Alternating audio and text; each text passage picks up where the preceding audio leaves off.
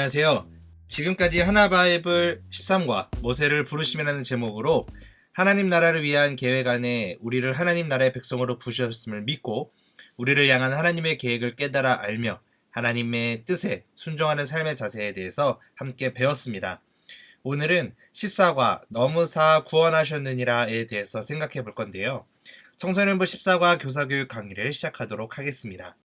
학생용 교재 38페이지와 교사용 교재 112페이지를 참고해 주세요. 14가 너무사 구원하셨느니라는 출애굽기 12장 21절에서 28절의 말씀을 배우게 되는데요.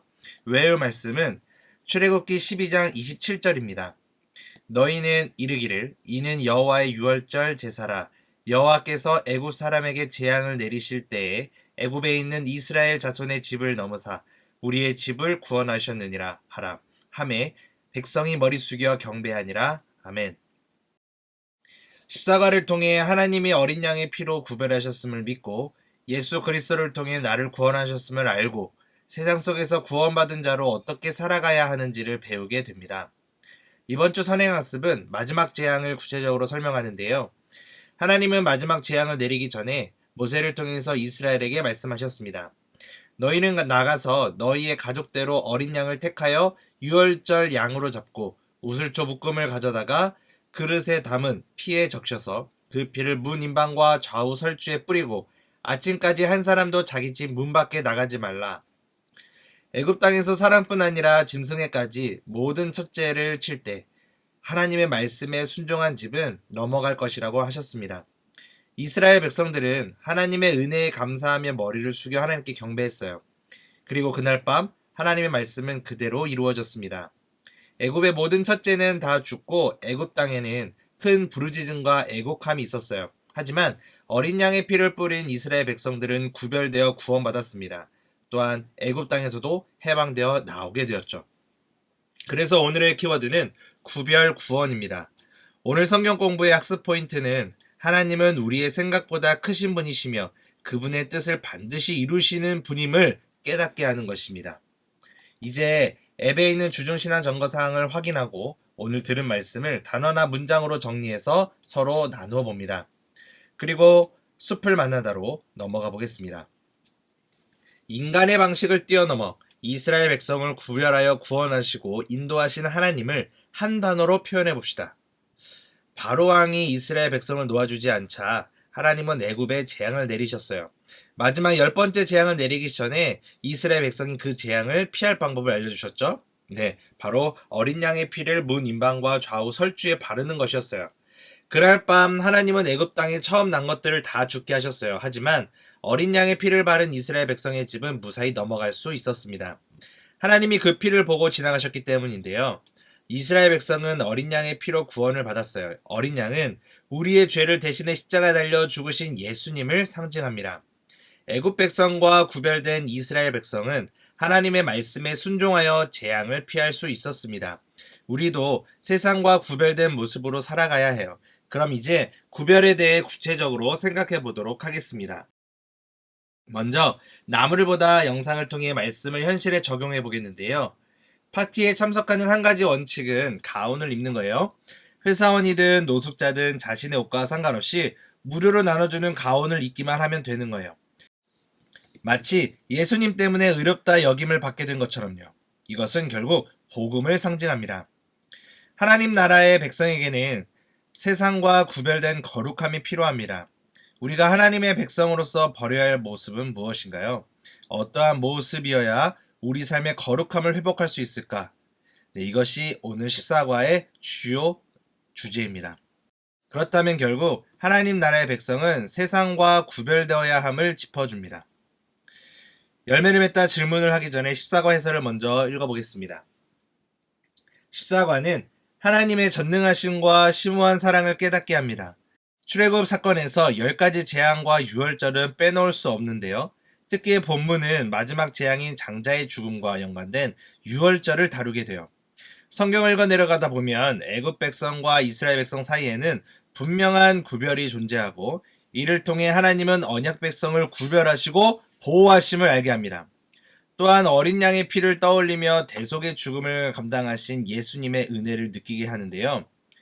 종합해 보면 하나님은 유월절 사건을 통해 이스라엘 백성을 애굽 백성과 구별하시고 구원하셨습니다. 이는 십자가에서 죽임을 당하신 예수 그리스도의 구원 사역까지 이르게 된다는 것을 알 수 있습니다. 하나님이 이스라엘을 구별하시고 구원하신 것처럼 우리도 나를 위해 죽임당하신 예수님을 믿음으로 말미암아 구별되었음과 동시에 구원받은 하나님의 백성으로 살아야 함을 학생들에게 가르쳐 줘야겠죠. 그 은혜로 구별되고 구원받은 우리는 하나님을 믿지 않는 사람들과 어떻게 다르게 살아야 할지 구체적으로 되돌아보도록 지도해야 할 것입니다. 그렇다면 열매를 맺다 첫 번째 질문을 함께 나누어 볼게요. 하나님은 왜 문 임방과 좌우설주에 어린 양의 피를 바르라고 하셨을까요? 유월절은 아비벌 10일의 한 살 이전에 흠없는 수냥이나 수점소를 취해 4일 동안 집안에 두어 부정한 대상과 접촉하지 않도록 준비하면서 시작합니다. 유월절인 아비벌 14일에는 이 짐승을 잡고 우슬초 묶음에 짐승의 피를 적셔 문설주에 발랐습니다. 하나님이 보내신 죽음의 사자는 문설주에 피가 묻어있는 집은 그냥 지나치고 문설주에 피를 바르지 않는 집에 맞이는 죽였습니다.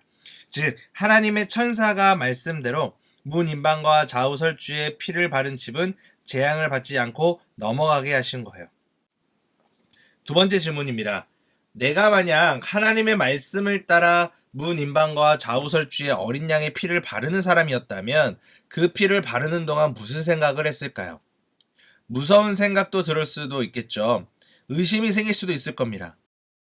또 한편으로는 꼼꼼하게 발라야지 하는 생각과 제대로 바른 게 맞나 하는 걱정도 들었을 거예요. 분명한 것은 하나님이 이런 명령을 내리신 이유는 이스라엘 백성을 구별하여 재앙이 아닌 복을 주시기 위함이었다는 사실이에요. 유월절 어린 양의 힘을 의지하고 믿음으로 행한 사람들은 살 수 있었습니다. 보이지 않지만 믿음으로 행한 거죠. 반대로 이렇게도 질문해 볼 수 있을 것 같아요. 학생들이기 때문에 자신의 부모님이 문 임방과 좌우설주에 어린 양의 피를 바르고 있는 모습을 보고 있다면 어떤 생각을 했을까? 이렇게 질문하는 것도 재미있을 것 같습니다. 세 번째 질문이에요. 어린 양의 피로 나를 구별하시고 구원하신 하나님께 감사 고백을 써봅시다. 하나님 나라의 백성은 말씀에 순종하고 약속을 믿는 사람들입니다. 하나님이 어린 양의 피로 우리를 구별하시고 구원하셨음을 믿고 이 땅에서 우리도 구별된 자와 같이 살아가야 합니다. 구원해 주신 하나님과 예수 그리스도의 은혜를 묵상하며 진실한 마음을 담아 감사 고백을 드려야겠죠. 추가 질문인데요. 왜 우리는 유월절을 기념해야 할까요? 첫째는 은혜를 입은 자들이라면 그 은혜를 베풀어 주신 하나님께 마땅히 감사해야 하기 때문이죠.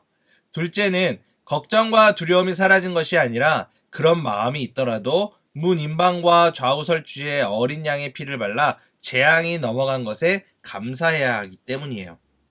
자, 그렇다면 이제 열매를 맺다에서 배운 내용을 토대로 더하나 바이블 한 문장 읽어보겠습니다. 하나님은 어린 양의 피로 우리를 구별하시고 구원하셨습니다. 교사가 성경 공부를 준비하면서 정리한 내용을 학생들에게 소개하면 좋겠는데요. 이렇게 정리해 보겠습니다.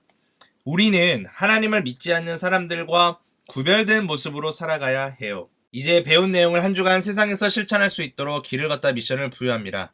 이번 한 주간 우리가 함께할 미션은 나만의 로고를 만드는 건데요. 우선은 예시의 익투스를 다 같이 읽어볼 겁니다.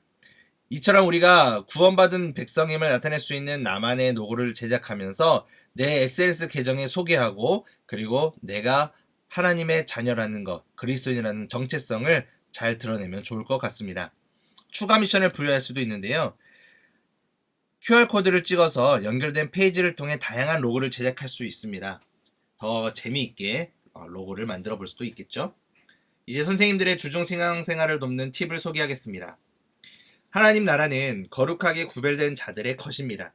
하나님은 우리를 부르셔서 하나님 나라에 합당한 거룩한 자로 구별된 삶을 살도록 인도해 주십니다. 우리는 세상에서 살아가지만 세상에 속하지 않고 하나님께 속한 자의 삶을 사는 그리스도인입니다. 우리가 하나님께 소속한 사람임을 나타낼 수 있는 로고를 만들어 보고 SNS에 업로드해서 우리의 정체성을 나타내도록 격려해 주세요. 혹 로고 제작이 어려운 경우에는 익투스를 활용해 한 주간 그 의미를 되새기게 하는 것도 좋은 과제가 될 것입니다. 이로써 십사와 넘으사 구원하셨느니라 내용을 살펴보았는데요. 함께 기도하고 마치도록 하겠습니다. 우리를 사랑하셔서 우리를 구별하시고 구원의 은혜를 베푸신 하나님 아버지, 하나님이 우리를 구별하여 은혜를 더해 주신 것처럼 우리도 이 세상에 살면서 하나님의 자녀답게 세상과 구별된 삶을 살도록 지혜를 더해 주시기 원합니다. 날마다 머문 자리마다 예수님의 향기를 남기는 복된 삶을 살아가도록 함께 해주세요. 구별하여 구원해 주신 하나님의 은혜를 잊지 않고 살아가게 해주세요. 예수님의 이름으로 기도합니다. 아멘.